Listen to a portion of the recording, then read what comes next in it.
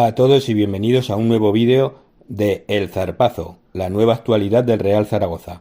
Hoy hablaremos de los rumores, que no lo son tanto porque las reuniones se están produciendo, de la salida de Lalo y Cuartero y la llegada de Víctor Fernández como su sustituto.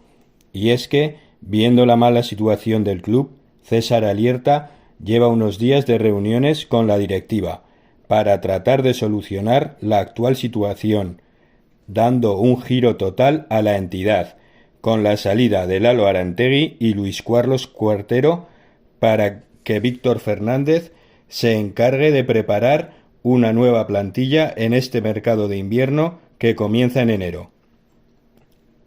Y si lo cree conveniente, poner un nuevo entrenador, ya que el Real Zaragoza ha comenzado esta temporada como la peor de toda su historia, estando en la jornada 14 en puestos de descenso a Segunda B, que podría significar incluso la desaparición del equipo.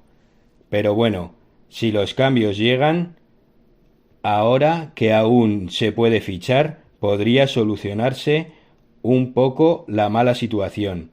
Tiempo hay para ello. Y al menos salvar la categoría y la entidad. Si te ha gustado el vídeo, dale like, compártelo y coméntalo. Y también suscríbete al canal.